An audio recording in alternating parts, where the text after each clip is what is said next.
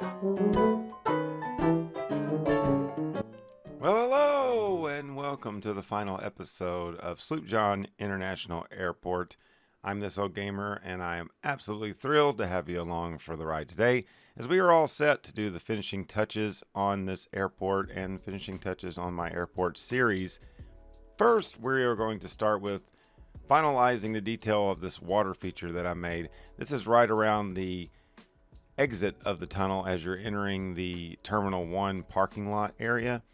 And I kind of left this unfinished, so I'm finishing it today. And my idea was I wanted to kind of have like a plane taking off out of the water, or it looked like it's taking off out of the water. As you can see, we have the airport lounge just kind of overlooking this. So I thought this would look cool from the airport lounge, and also for commuters entering the airport, just something neat. I'm using the back and forth module. This is part of procedure objects. And I don't know, I saw some reports and some comments on Steam on the workshop that this module was not functioning correctly. But for me, it works just fine. So that's what we're using today.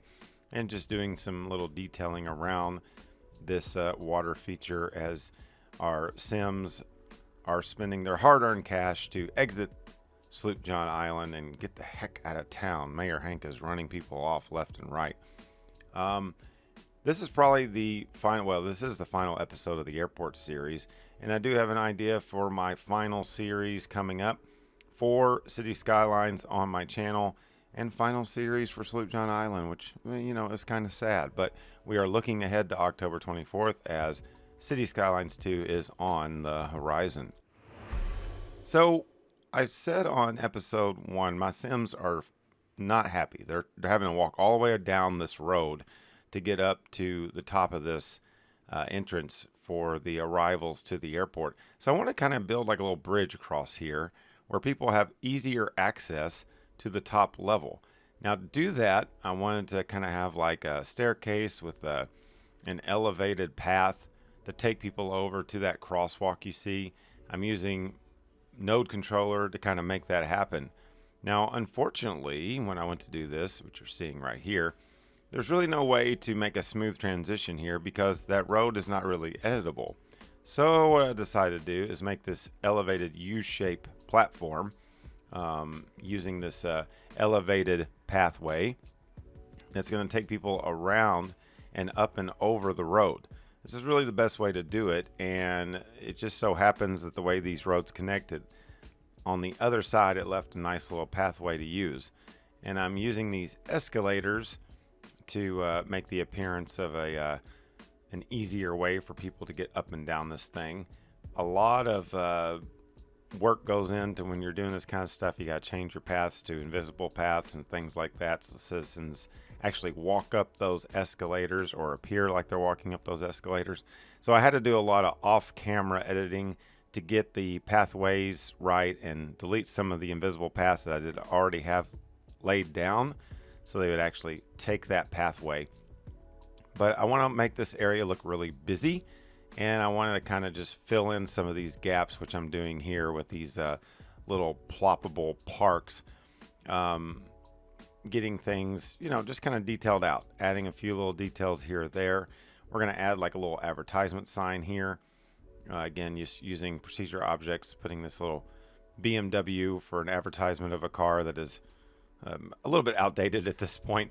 A lot of my assets that I got originally for this island map, yeah, they're a little bit older. So some of the ads you see are a tad bit older. One thing I'm really excited about doing is starting fresh and getting new everythings. And you know, it's not exactly easy, but it's getting easier with some of the new mods that are, you know, wrapping up the final days of City Skylines 1. I do recommend checking out the Skive mod, which is a newer mod where you can kind of manage your mods and assets, and you can check out some things to make it a little bit easier to figure out which ones you could part ways with and things like that. It also makes it easier to get rid of your assets that are broken, that maybe you see on your loading screen mod that are yellow or red. You can kind of get rid of those a lot easier using the Skive mod. So I do recommend checking that out. I played around with it. I haven't exactly mastered it per se, but I have checked it out, and it does make a big difference when it comes to, you know, keeping track of everything that you're wanting to do with your current build. I also wanted to make lots of more signs, which I'm not going to show you every one of them that I'm making here, but here I'm making some that kind of tell you which lane to be in as you're entering this airport. Those are the kind of details that I want to really use. And something else that I did, and you might have already noticed it happened already without me even saying anything, is I changed some graphic mods around. So I am no longer using RenderIt. I switched to a totally new setup. So you might have saw in the workshop, you've got this Eye Candy X. You've got Lumina, which is a kind of a relight. So here's the difference in the coloring and the lighting. Watch this transition into the new one. See? Now, not too much when you look at it from that standpoint, but what it does do is it allows you to not have to worry about the darkness around buildings. I don't know if you recall, but you definitely recall if you've watched any of my live shows. I noticed that with RenderIt, I constantly had to change the latitude and longitude around. And as we've heard about City Skylines 2, the latitude and longitude is kind of like no more. It's going to be based on the location of your map, which I'm very interested to see how that's going to work. But yeah, I was really tired of having to change the latitude and longitude around everywhere. So I just got rid of RenderIt. Now I'm using this Ultimate Eye Candy X, I believe it's called, along with the Lumina mod. I also got rid of Play It and went back to the good old-fashioned speed slider. So Play It had a speed slider built in, but it didn't really work the same way that speed slider works. So I got rid of that. I got rid of Play It, and now I'm just using a combination without RenderIt. I will say that the one thing that I do miss from RenderIt is you do get some deeper shadows and things like that, but I'm using things like Fog Controller again. You do not lose your cube map replacer. You can still have customizable clouds and all that. Why is it raining? You can use things like that still, so it didn't mess any of that up, which I know that in the comments that's a concern about using some of these other mods, but not using RenderIt, still have the customizable clouds and a torrential downpour apparently.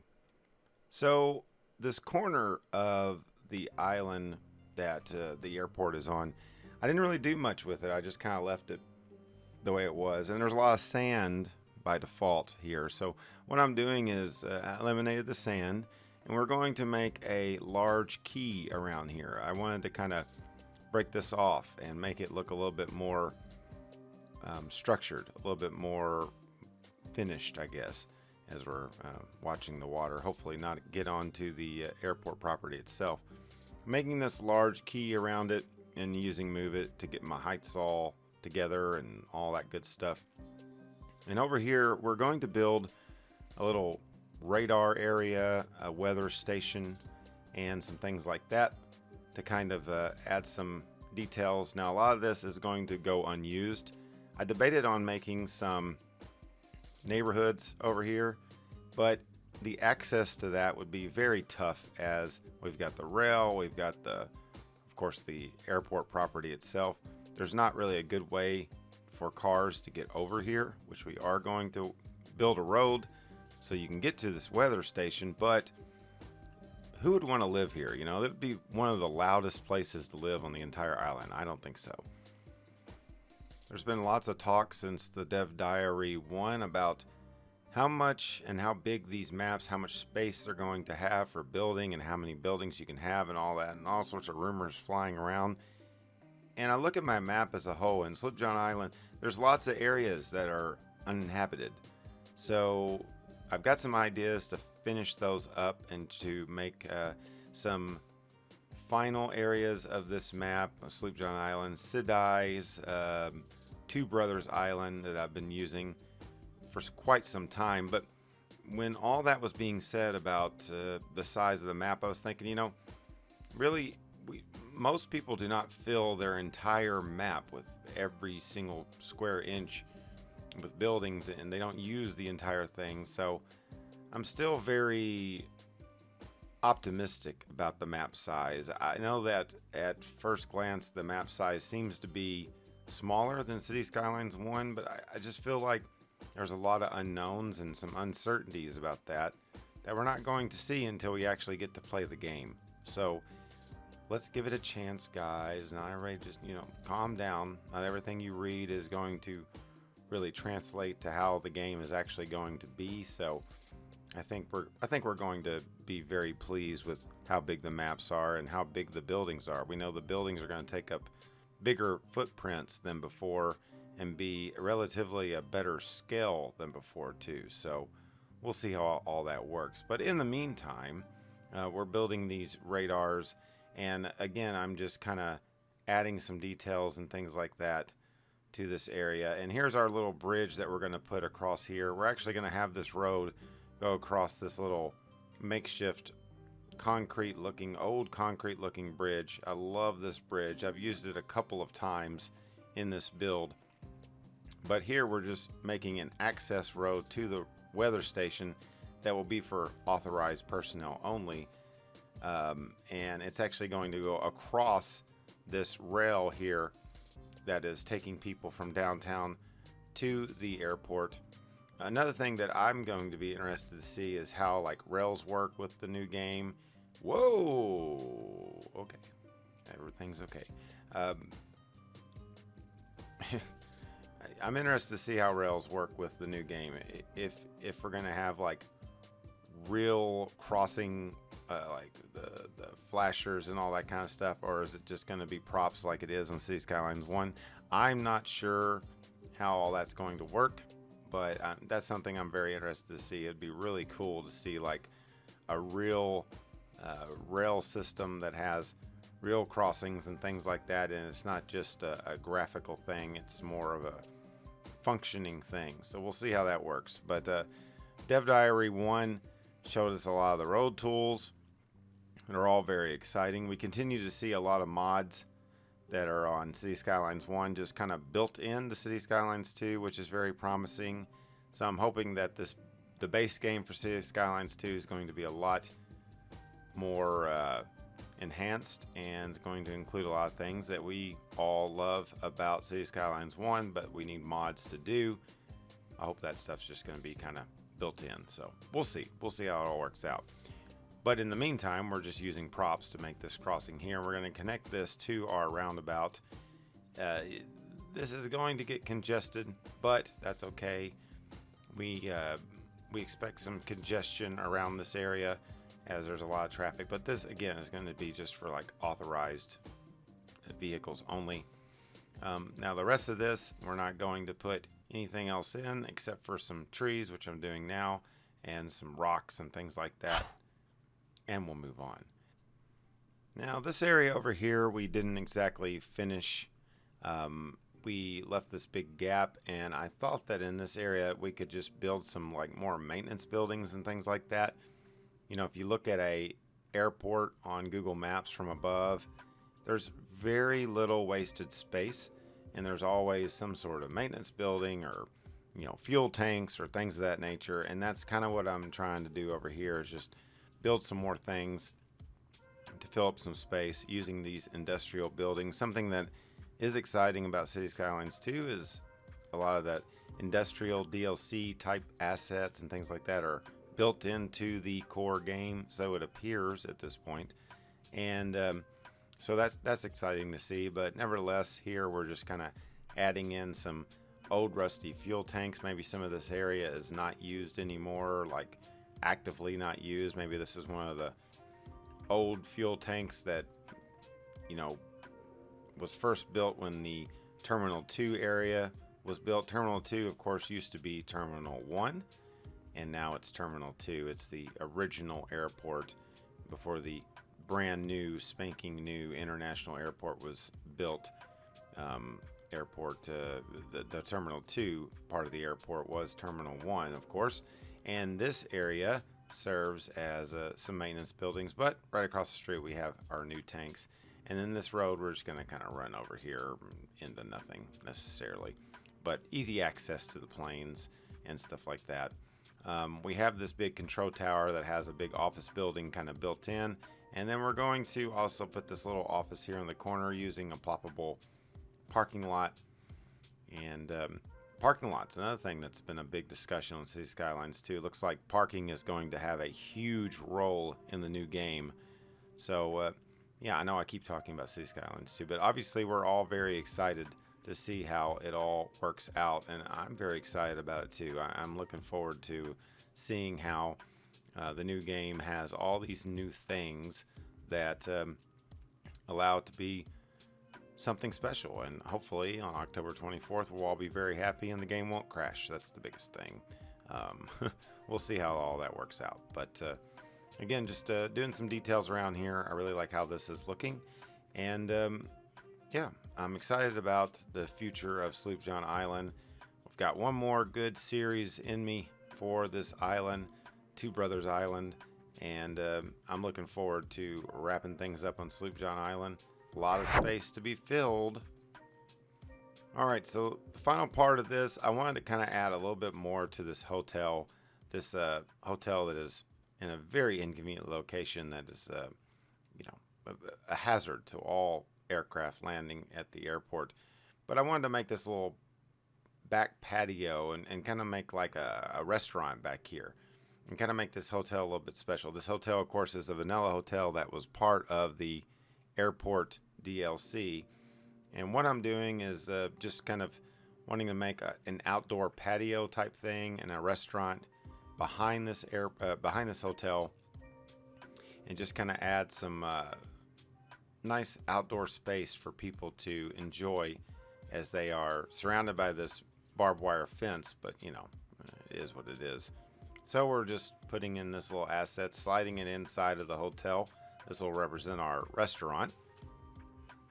And I'm putting down these park people generator tables so people will actually sit at these tables and be in this area and it look a little bit more alive per se.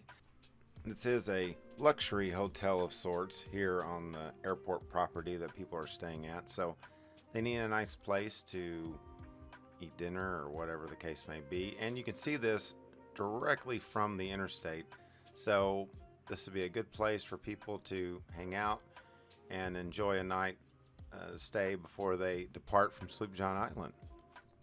Like I said, I do have an idea for my final series, but I do also need to finish the suburbs, which I do plan on doing, but I think I'm going to do the final parts of the suburbs completely live and then do that final project that I have in mind as a regular video series.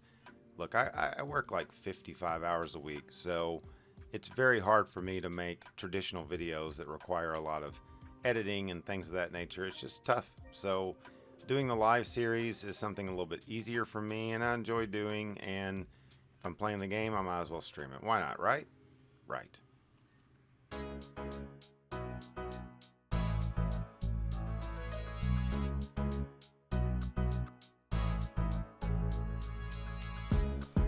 Well, that about does it for Sloop John Island International Airport's final episode. I hope you enjoyed watching it as much as I enjoyed building it. Our airport is all finished and the details are there, and people have easy access to the arrival area at Terminal 1. And they have an airport that has plenty of maintenance buildings and things to keep this airport running at a high rate and high prices for that matter. We've established an entire radar system and all sorts of fun stuff. It's a great place, a great overall airport, and I love the placement. I'm glad I chose to put it here on the corner of the island. I think it just worked out really, really well. And oh, by the way, I added a lot of lighting, so now we are all lit up and it looks just as sharp at nighttime as it does in the daytime.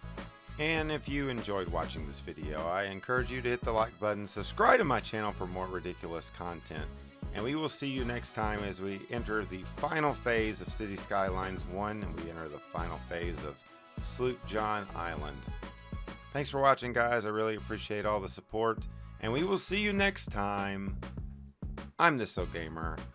Bye-bye.